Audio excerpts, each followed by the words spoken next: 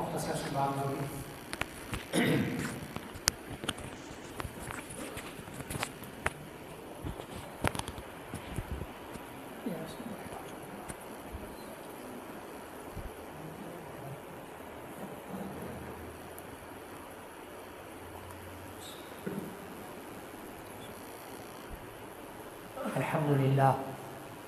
الحمد لله نحمده ونستعينه ونستغفره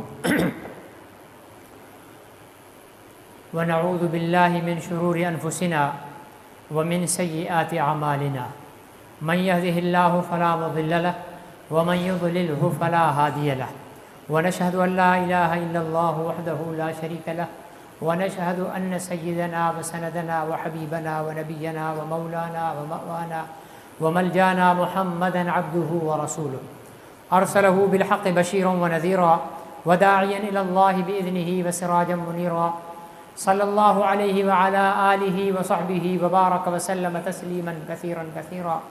أما بعد فأعوذ بالله من الشيطان الرجيم. بسم الله الرحمن الرحيم. ما كان محمد أبا أحد من رجالكم ولكن رسول الله وخاتم النبيين وكان الله بكل شيء عليما. وقال النبي صلى الله عليه وسلم سيكون في أمتي 30 دجالون كذابون وكلهم يزعم أنه نبي وأنا خاتم النبيين لا نبي بعدي. وقال عليه الصلاة والسلام لا يؤمن أحدكم حتى أكون أحب إليه من والده وولده والناس أجمعين وفي رواية آخر من نفسه وماله وولده أو كما قال عليه الصلاة والسلام. صدق الله وصدق رسوله النبي الكريم ونحن على ذلك لمن الشاهدين والشاكرين والحمد لله رب العالمين. محترم بزرگوں اور بھائیوں، آپ اور ہم یہاں ختم نبوت کی نسبت کے ساتھ جمع ہوئے ہیں. اللہ تعالیٰ سے دعا ہے کہ اللہ تعالیٰ اس نسبت کو ہماری زندگی کے آخری سانس تک قائم و دائم رکھے. ختم نبوت کی نسبت یہ اسلام کی سب سے مضبوط اور سب سے اعلیٰ نسبت ہے. ہمارے ایک بہت بڑے بزرگ گزرے ہیں، سید محمد انور شاہ کشمیری رحمۃ اللہ علیہ، دارالعلوم دیوبند کے محدث کبیر تھے. وہ فرمایا کرتے تھے کہ دین کی جتنی بھی محنتیں ہو رہی ہیں، پوری دنیا میں دین کی محنتیں مسلمان کر رہے ہیں.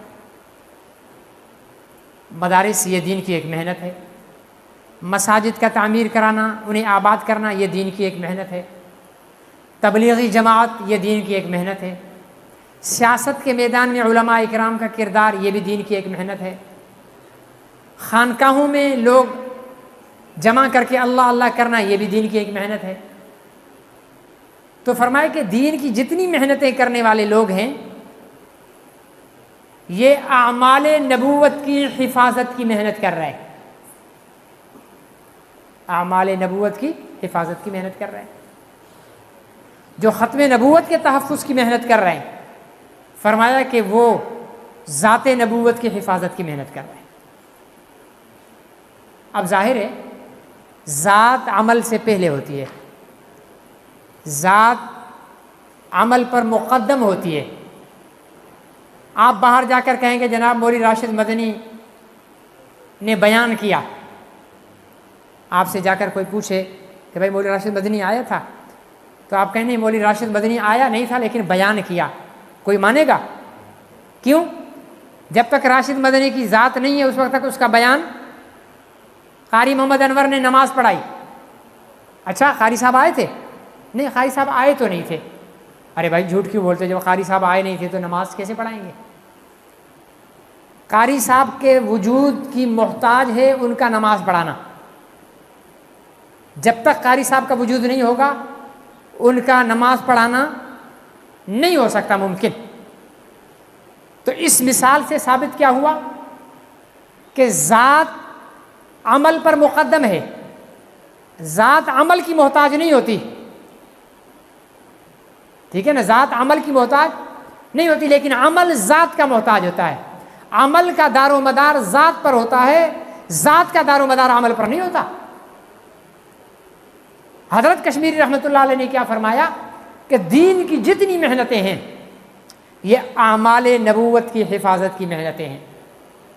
اب آپ گنتے چلے جائیں، جہاد نبی کی ذات ہے یا عمل ہے؟ عمل ہے۔ آپ بولیں گے تو آپ کو بھی سبق یاد ہو جائے گا۔ جہاد نبی کا عمل ہے، مدرسہ بنانا نبی کا عمل ہے، لوگوں کو اللہ اللہ کرانا نبی کا عمل ہے، تبلیغ کرنا نبی کا عمل ہے، اور مسجد بنانا نبی کا، سیاست کرنا نبی کا۔ یہ تو ہم نے آج کل سیاست اتنی گندی ہو گئی ہے کہ شریف آدمی کہتا ہے کہ یار سیاست سے ہمارا کوئی واسطہ نہیں، ورنہ اصل تو واسطہ ہے ہی علماء کا سیاست سے، کہ حضور علیہ الصلوۃ والسلام کے وارث کون ہیں؟ Doctor, professor, engineer. آج کل تو ماشاءاللہ ہم دین مولویوں سے کم سیکھتے ہیں، انجینئروں سے اور ڈاکٹروں سے زیادہ دین سیکھتے ہیں، ٹھیک ہے نا۔ جوتا ہم درزی کے پاس سلائی کے لیے نہیں لے کر جاتے، کپڑے سلائی کے لیے ڈاکٹر کے پاس نہیں لے جاتے۔ اتنی عقل ہمیں ہے کہ کپڑے سلائی درزی کرے گا، جوتا سلائی موچی کرے گا، اور دوائی ڈاکٹر دے گا۔ لیکن جب دین کی بات آتی ہے تو ہم مولوی کو چھوڑ کر کس سے دین سیکھتے ہیں؟ ڈاکٹر سے یا انجینئر سے یا پروفیسر سے۔ تو سیاست اصل بنیادی حق ہے علماء اکرام کا، اور حضور علیہ السلام نے، یہ حضور کی سیاست ہی تو تھی کہ صدیوں سے چلتی جنگیں کرنے والے لوگ شیر و شکر ہو گئے۔ یہ آپ کی سیاست کا ہی تو کمال تھا کہ بیٹی کو زندہ دفن کرنے والے لوگ بیٹی کی تربیت کو فخر سمجھنے لگے۔ یہ آپ کی سیاست ہی کا تو کمال تھا کہ 360 بتوں کو پوجنے والے لوگ ایک اللہ کی عبادت کرنے والے بن گئے۔ یہ آپ کی سیاست ہی کا تو کمال تھا کہ مدینہ منورہ کی 10 سالہ عرصے کے اندر 27 مرتبہ جہاد کر کے پورے جزیرۃ العرب پر اسلام کا جھنڈا لہرا دیا۔ یہ ساری حضور علیہ الصلوۃ والسلام کی سیاست تھی۔ تو سیاست بھی نبی کا عمل، نماز بھی نبی کا عمل، مدرسہ بھی نبی کا عمل، اللہ اللہ کرنا بھی نبی کا عمل، لا الہ الا اللہ کا کلمہ پڑھانا بھی نبی کا عمل، تبلیغ بھی نبی کا عمل، جہاد بھی نبی کا عمل۔ اب جب ہم مدرسہ بنائیں گے تو نبی کے عمل ہے مدرسہ کی حفاظت کریں گے۔ جب ہم تبلیغ کریں گے تو نبی کے عمل تبلیغ کی حفاظت کریں گے۔ جب ہم جہاد کریں گے تو نبی کے عمل جہاد کو زندہ کریں گے اور اس کی حفاظت کریں گے۔ جب ہم اللہ اللہ کریں گے تو نبی کے عمل ذکر کی حفاظت کریں گے۔ جب ہم سیاست کریں گے تو نبی کے عمل سیاست کی حفاظت کریں گے۔ اب یہ سارے نبی کے اعمال نبی کی ذات کے محتاج ہیں، نبی ان کا محتاج نہیں ہے۔ نبی تبلیغ کا محتاج نہیں، تبلیغ نبی کی محتاج ہے۔ نبی نماز کا محتاج نہیں ہے، نماز نبی کی محتاج ہے۔ ہر نیک عمل نبی کی ذات کا محتاج ہے۔ اگر نبی کی ذات کو اسلام سے ایک لمحے کے لیے نکال دو، ایک طرف کر دو، ایک لمحے کے لیے بالفرض والمحال، پیچھے بچتا کیا ہے؟ نبی سے ہٹ کر آپ کے پاس کوئی دین باقی رہتا ہے؟ پورا دین نبی کے اعمال کے مجموعے کا تو نام ہے۔ نبی کے اعمال سے ہٹ کر دین نہیں۔ ہمیں اللہ نے تو نہیں یوں پکڑا دیا قرآن کے بھائی یہ میرے بندو یہ لے لو قرآن شریف، اس کی تلاوت کیا کرو، یہ میرا کلام ہے، ایسا ہوا تھا؟ نہیں، جبرائیل کے ذریعے حضور پر نازل ہوا، پھر حضور نے فرمایا کہ یہ اللہ کا کلام ہے۔ حضور نے فرمایا جبرائیل ہیں، حضور نے فرمایا میکائیل ہیں، اسرافیل ہیں، اسرائیل ہیں، سب چیزیں حضور نے ہمیں بتائیں۔ تو سارے کے ساری بنیاد نبی کی ذات ہو گئی۔ لیکن فرمایا کہ ختم نبوت کا تحفظ کی جو محنت کر رہے ہیں، ابھی آپ جتنے بھی بیٹھے ہوئے ہو نا، آپ ختم نبوت کے تحفظ کی فکر لے کر بیٹھے ہوئے ہو۔ ابھی مٹھائی تو تقسیم نہیں ہوگی کہ آپ مٹھائی کے لیے بیٹھے ہوئے ہو، یا ایسا بھی نہیں ہے کہ ہم کوئی بریف کیس پیسوں کا بھر کر لے کر آئیں کہ دعا کے بعد بھائی 1,000 کا نوٹ ملے گا، ایسا بھی نہیں ہے۔ خالصتاً حضور علیہ السلام کی ختم نبوت کی نسبت سے بیٹھے ہو، کیوں بھائی صحیح ہے نا، یہی نسبت ہے نا، آپ اور تو کسی مطلب کے لیے نہیں بیٹھے ہوئے ہو، تو حضور کی ختم نبوت کی نسبت کے ساتھ بیٹھے ہو، آپ کے تحفظ کے جذبے کے ساتھ بیٹھے ہو، اور حضور کی ذات کا تحفظ کرنا، آپ کی عزت و آبرو کا تحفظ کرنا، یہ کتنا بڑا عمل ہے، پہلے میں دعویٰ کروں گا پھر اس کی دلیل دوں گا۔ میرا دعویٰ یہ ہے کہ حضور کی ذات کا تحفظ کرنا نماز سے، روزے سے، حج سے، زکوٰۃ سے، جہاد سے، تبلیغ سے، سیاست سے، وعظ سے، نصیحت سے، تہجد سے، تلاوت قرآن سے، ہر ایک چیز سے افضل ہے، یہ میرا دعویٰ ہے۔ اب اس دعوے کے آپ دلیل پوچھنے کا حق رکھتے ہو۔ دلیل میں آج کے مفتی کا فتویٰ نہیں دوں گا، دلیل میں آج کے علماء کی بات نہیں کروں گا۔ خلیفہ ثانی جسے اللہ نے منتخب کر کے محمد عربی کے قدموں میں بھیجا، اللہ کے رسول نے دعا کی، اللہم ایّد الاسلام بعمر بن خطاب او بعمر بن ہشام، اے اللہ اگر اسلام کو قوت دینی ہے، اسلام کو مضبوط کرنا ہے تو یا عمر خطاب کا بیٹا بھیج دے یا عمر ہشام کا بیٹا بھیج دے۔ عمر کون تھا؟ ابو جہل کا نام عمر تھا۔ فرمایا یا عمر بھیجو یا عمر بھیجو۔ یہ ہمارے یہاں اردو میں پڑھتے ہیں نا عمرو عمرو، یہ عمرو نہیں ہوتا، رے کے آگے واو لگا ہوتا ہے، ہمارے اردو میں اس کو پڑھتے ہیں عمرو۔ یہ عمرو نہیں ہوتا، جس عمر کے آگے واو ہو وہ عمر نہیں ہوتا، وہ عمر ہوتا ہے۔ آگے سمجھ میں؟ جس عمر کے آگے واو ہو وہ لفظ عمر نہیں ہوگا، وہ کیا ہوگا؟ عمر ہوگا۔ حضرت عمر بن عاص صحابی رسول بھی ایک گزرے ہیں، ٹھیک ہے نا؟ تو ابو جہل کا نام بھی عمر تھا، عمر ابن ہشام۔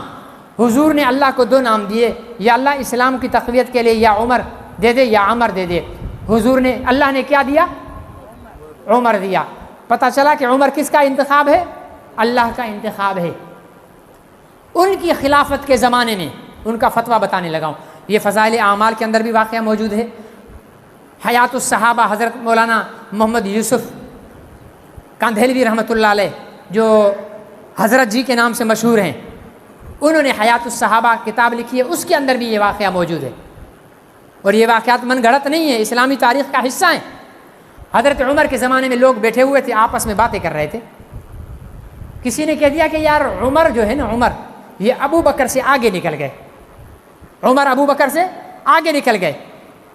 حضرت عمر نے یہ بات سنی تو باہر نکل کر آ گئے اپنے حجرے سے۔ فرمایا کہ تم میں سے کس نے کہا ہے کہ میں ابو بکر سے باہر آگے نکل گیا؟ روتے ہوئے ارشاد فرمانے لگے کہ میں عمر اس بات پر تیار ہوں کہ اپنی اور اپنے خاندان کی زندگی کی نیکیاں ابو بکر کو دینے کے لیے تیار ہوں، ابو بکر بدلے میں مجھے صرف ایک رات اور ایک دن دے دے۔ بدلے میں کیا دے؟ بولیے، بولیں گے تو آپ کی نیند ختم ہو جائے گی۔ آپ کاروبار کے اندر لازماً تھکے ہوئے ہوں گے، دکاندار ہیں، یہ ہے وہ ہیں۔ ویسے تو قوم مولویوں کو فالتو ہی سمجھتے ہیں کہ تو واندے ہی بیٹھے ہوتے ہیں، حلوہ کھاتے رہتے، ٹھیک ہے نا جی؟ لیکن میں بھی آپ ہی جیسا تھکا ہوا ہوں، اور گولی لے کر اپنے سر کے درد کو کنٹرول کر کے آپ کے ساتھ گفتگو کر رہا ہوں۔ اس لیے آپ اتنا تعاون میرے ساتھ کریں کہ اگر آپ بات سمجھ رہے ہیں تو وہ الفاظ آپ دہرائیں۔ حضرت عمر نے کیا فرمایا کہ ساری زندگی کی نیکیاں، صرف اپنی نہیں، اپنے خاندان کی زندگی کی نیکیاں ابو بکر کو دے دوں گا، ابو بکر بدلے میں مجھے اپنی زندگی کا ایک رات اور دن دے دے۔ اس نے رات اور دن میں کیا ہے؟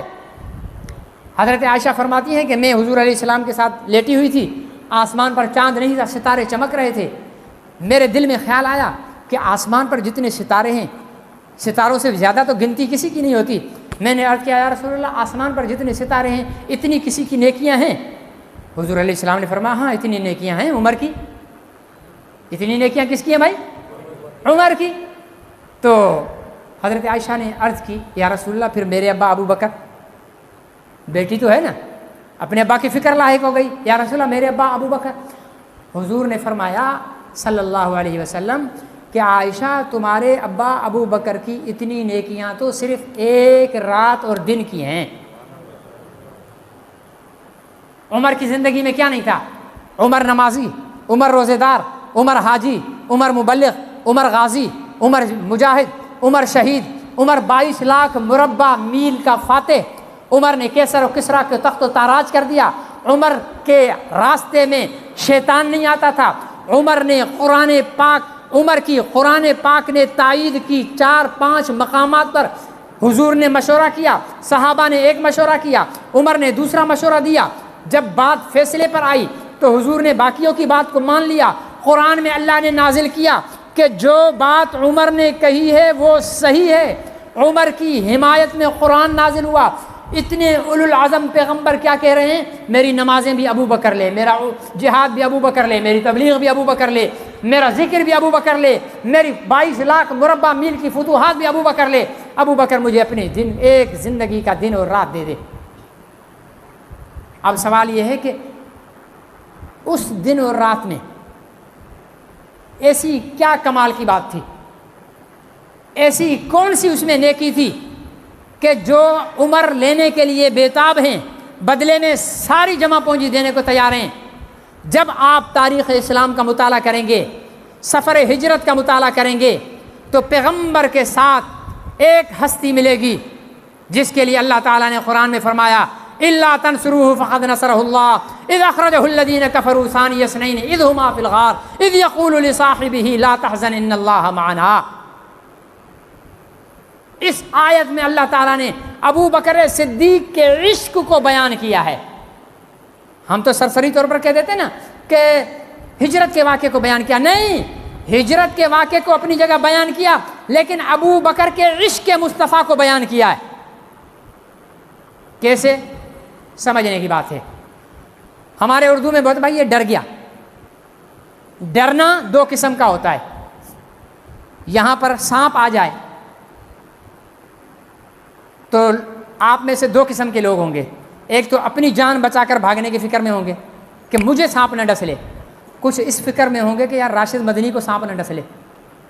ٹھیک ہے نا جی، اتفاقاً آ گیا ہے جماعت کے ساتھ چل کر اور آج ہی سانپ نے ڈس لیا تو جنازہ نہ یہاں سے اٹھ جائے، تو اس لیے ڈر رہے ہوں گے کہ بھائی راشد مدنی کو سانپ نہ ڈسے. اور کچھ لوگ ڈر رہے ہوں گے کہ سانپ مجھے نہ ڈسے. ڈر وہ بھی رہے ہیں، ڈر یہ بھی رہے ہیں. دنیا کی سب سے معیاری زبان عربی ہے جس کے لیے دونوں ڈر کے لیے الگ الگ لفظ استعمال ہوتے ہیں. اردو میں تو بس ڈر گیا. ایک ڈر اپنی ذات کے لیے، ایک غیر کے لیے. ایک یہ کہ مجھے نقصان نہ ہو، دوسرا یہ کہ اس کو نقصان نہ ہو.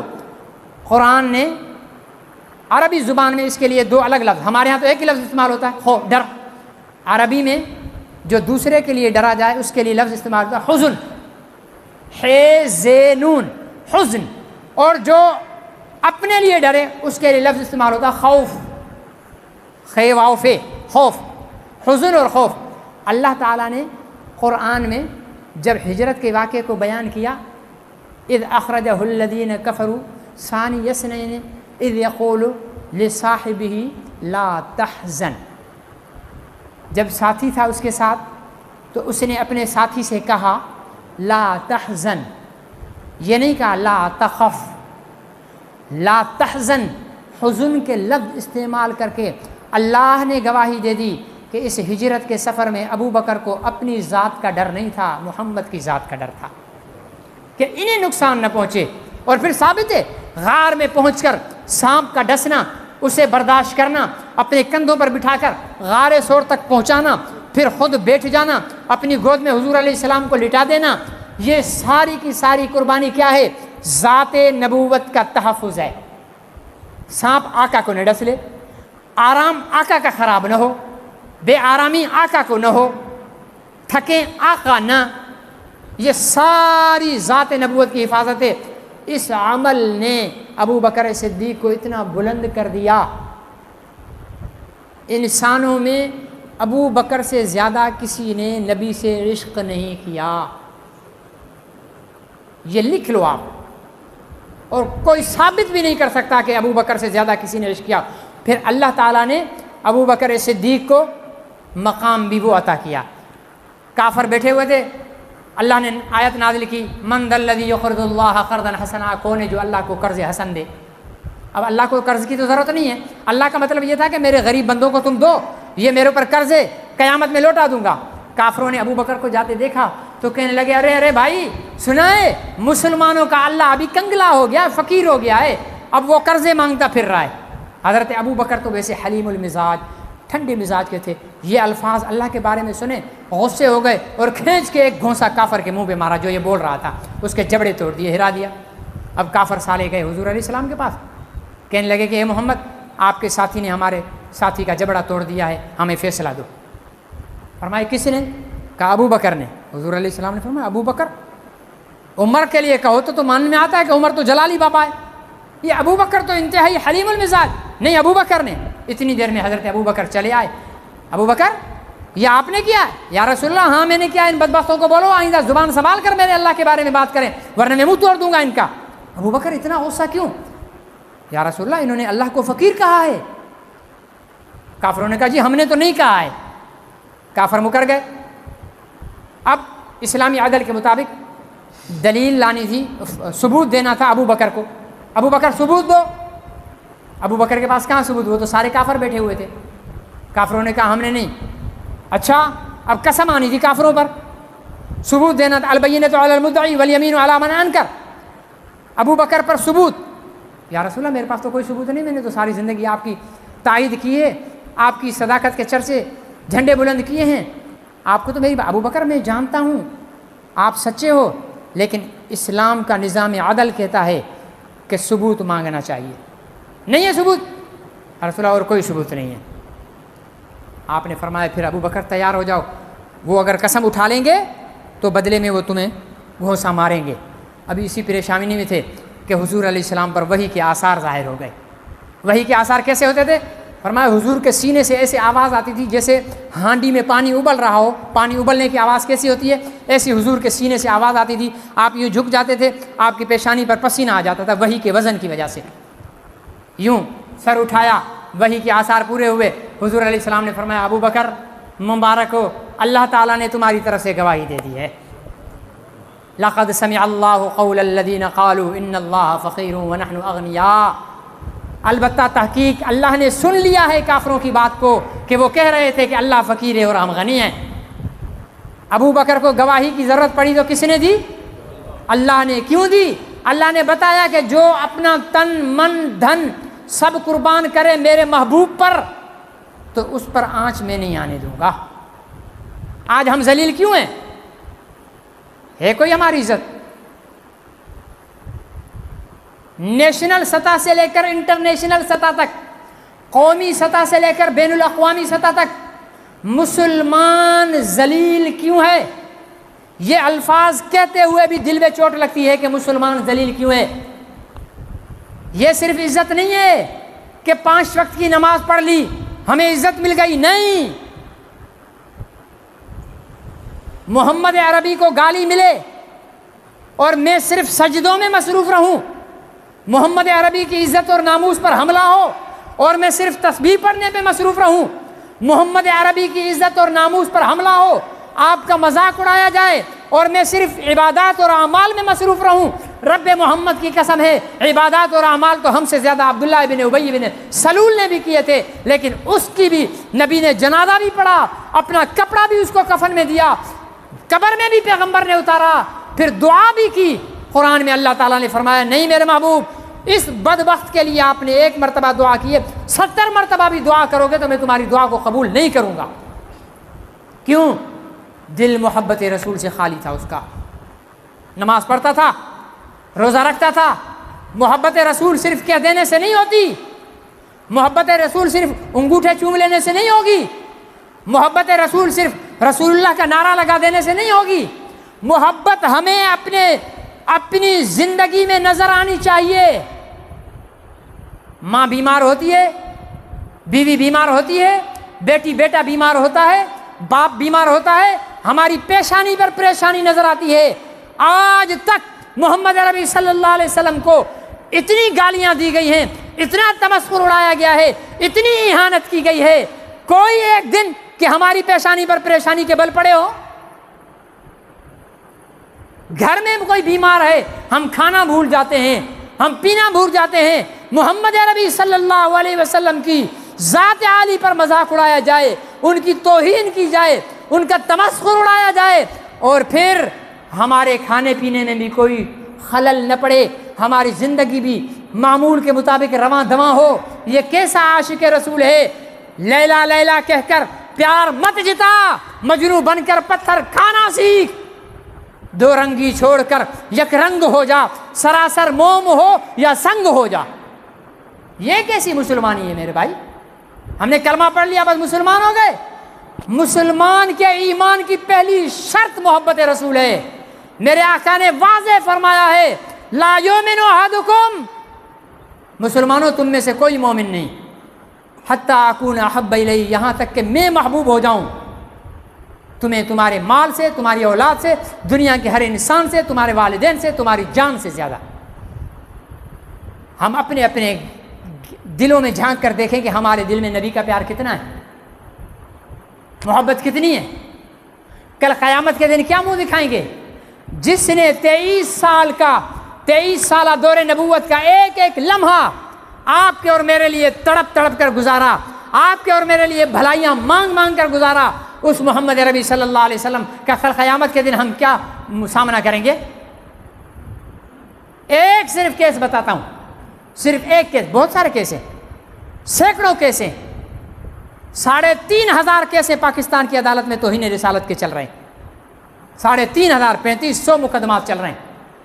ایک صرف جس کے ہم عینی گواہ ہیں، 1990 میں جنگ اور ڈان اخبار میں ایک اشتہار شائع ہوتا ہے انسان کے نچلے دھڑ کا، بوننزا گارمنٹ کمپنی ہے اس کا اشتہار، پیراگان ڈیزائننگ کمپنی ہے اس نے یہ اشتہار چھاپا اور وہ ڈیزائن کیا اور چھاپا جنگ اور ڈان نے، یوں کر کے پتلون پہنی ہوئی ہے، بوٹ پیروں میں پہنا ہوا ہے، پیشاب کی جگہ پر لکھا ہوا ہے محمد، ایک بوٹ پر لکھا ہوا ہے اللہ، دوسرے بوٹ پر لکھا ہوا محمد۔ یار ماتم نہ کیا جائے، دیوار سے سر ٹکرا کر نہ مرا جائے، جس کے نام کو اللہ تعالیٰ نے اپنے نام کے ساتھ لگا دیا،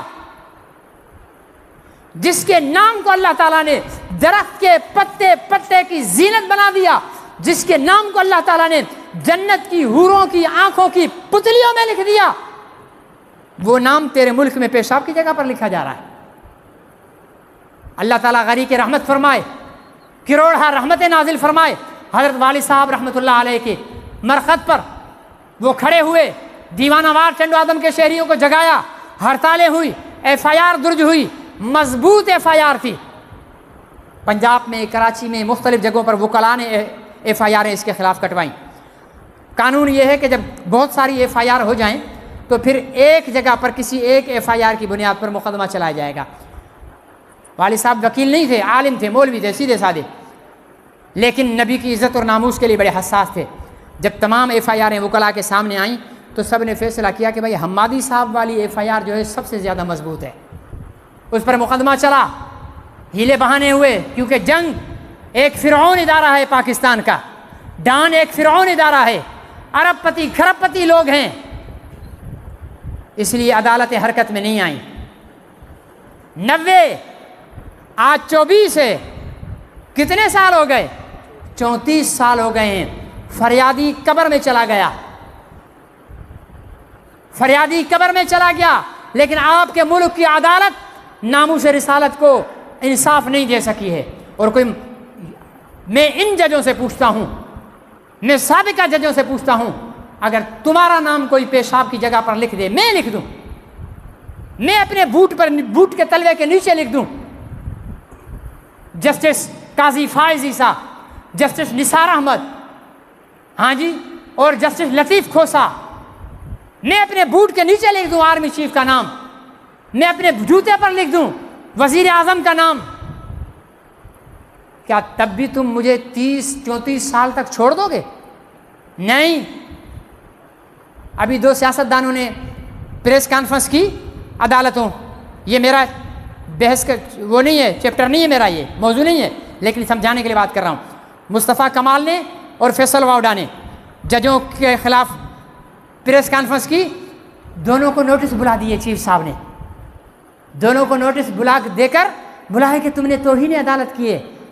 اور ججو شرم کرو، شرم کرو، تمہیں اپنی توہین کی پڑی ہے، تمہاری عدالت میں محمد کی توہین کا مقدمہ 34 سال سے دھکے کھا رہا ہے، تمہیں اپنی یہ تو تمہاری عدالت پر خدا کی پھٹکار پڑی ہوئی ہے، ہر بھنگی عدالت کو گالی دے رہا ہے۔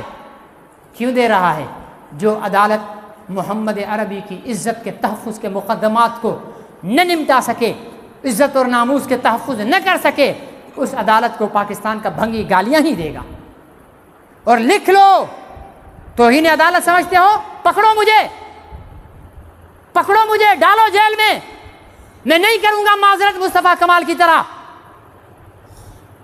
کیونکہ میری بات سیاسی نہیں ہے، میری بات ایمان کی ہے، میرے دل سے نکلی ہوئی ہے کہ ہر وہ جج، ہر وہ پارلیمنٹ کا ممبر، ہر وہ عدالت کا جسٹس جس کی میز پر محمد عربی کے نام کو پیشاب کی جگہ پر لکھنے کا مقدمہ آیا ہو اور اس نے اس مقدمے کو نظر انداز کیا ہو، رب محمد کی قسم ہے میں کتے اور سور کو عزت دے سکتا ہوں، ایسے جج کو عزت نہیں دوں گا۔ یہ جج ہے، یہ عدالت ہے، یہ ضلالت ہے، یہ بدماشی ہے، یہ دجل ہے، یہ شیطنت ہے عدالت کے نام پر جو میرے محمد عربی کے نام کا تقدس محفوظ نہ رکھ سکی ہے۔ تمہارے پاس پاور ہے، ابھی ظلم کیا ہے چیف جسٹس نے، قاضی فائز عیسیٰ نے قادیانیوں کو نوازا ہے من گھڑت باتیں کر کے کہ ہر کافر کو جو ہے وہ آزادی ہے اپنے مذہب پر عمل کرنے کی۔ جسٹس صاحب، گندم کھاتے ہو یا مٹی؟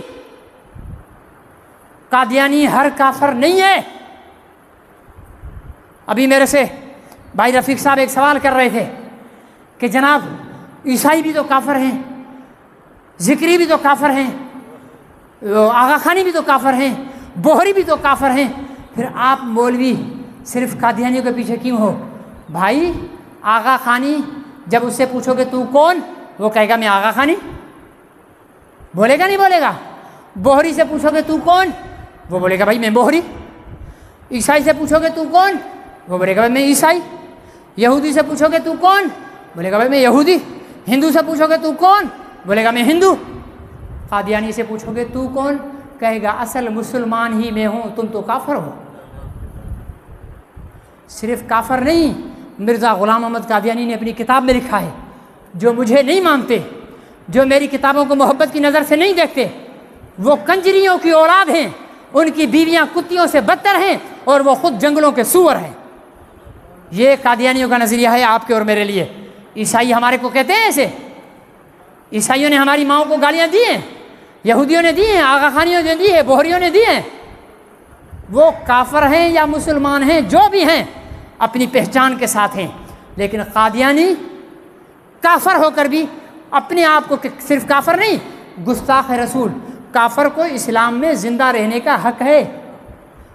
حضور نے فرمایا کہ جو کسی ذمی کافر کو عزت پر ہاتھ ڈالے گا، مال لوٹے گا، کل قیامت کے دن میں اسی کافر کی طرف سے اللہ کی عدالت میں اپنے امتی کے خلاف مقدمہ کروں گا کہ میرے امتی نے اس ذمی پرامن کافر کا جان مال لیا ہے۔ لیکن قادیانیوں کے ساتھ نہیں، قادیانی منکر ختم نبوت ہیں، قادیانی گستاخ رسول ہیں۔ گستاخ، یہ تو ہمارا احسان ہے کہ ان کو پاکستان میں زندہ چھوڑا ہوا ہے۔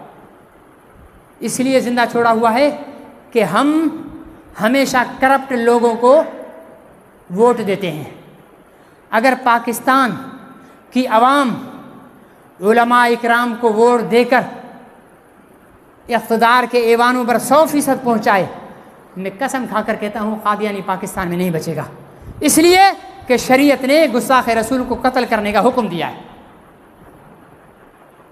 تو یہ عدالت چیف جسٹس نے کہا کافروں کو، اور پتہ ہے جب یہ مقدمہ چل رہا تھا امریکی صحافی بیٹھے ہوئے ہیں، امریکی ایمبیسی کے لوگ بیٹھے ہوئے ہیں، کمپیوٹر لے کر بیٹھے، چیخ چیخ کر بڑی مشکل سے ابھی 29 تاریخ کو کیس چلا، فیصلہ محفوظ کر دیا ہے۔ اب پتہ نہیں ہے کیا فیصلہ ہے، کیا فیصلہ ہے۔ وہ امریکہ سے بھی ڈر رہے ہیں اور ہم مولویوں سے بھی ڈر رہا ہے بیچارہ، نہ جائے رفتن نہ پائے ماندن۔ جج صاحب، چیف صاحب، آپ امریکہ سے ڈر کر اگر قادیانیوں کے حق میں فیصلہ دے دو گے تو عبرت پکڑو گورنر جنرل غلام احمد کی، جس کا مسلمان ہونے کے باوجود جس کی قبر گورا قبرستان میں عیسائیوں کے پاس ہے۔ اگر آپ قادیانیوں کے نوازو گے، سکندر مرزا کی انجام کو دیکھو، اگر آپ نے قادیانیوں کو نوازنا ہے تو گلتی ہوئی ہڈیوں کے ڈھانچے پرویز مشرف کی لاش کو دیکھو۔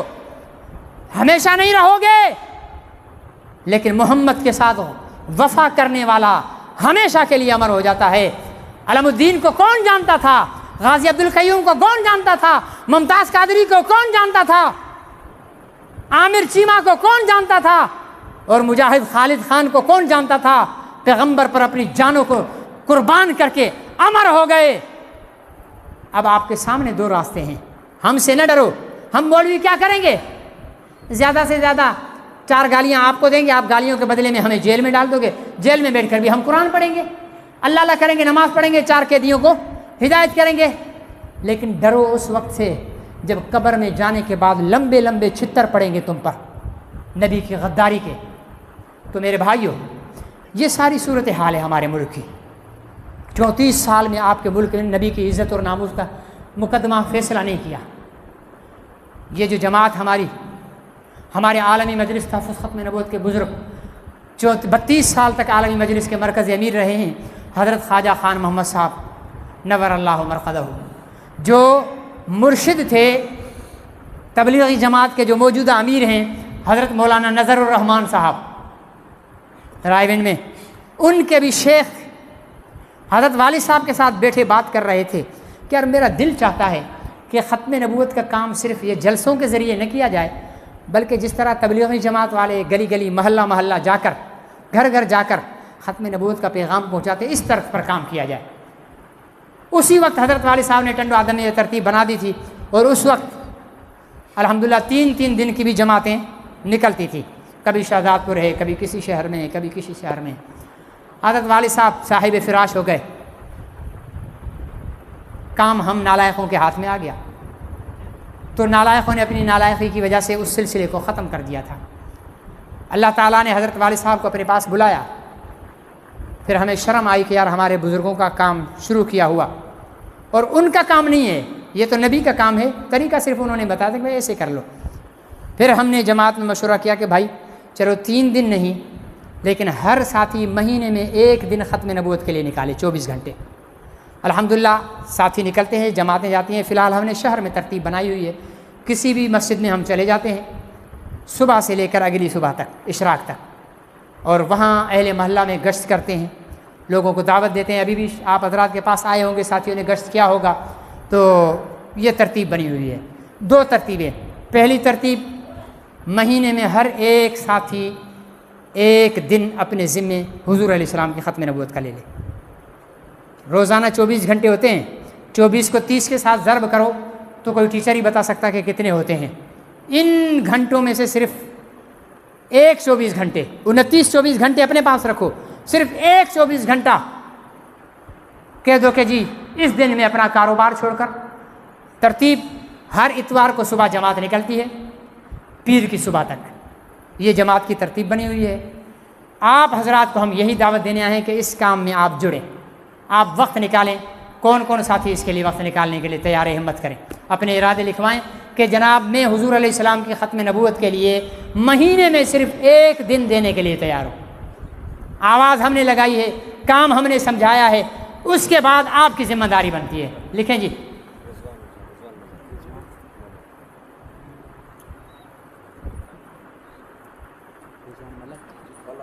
ملاح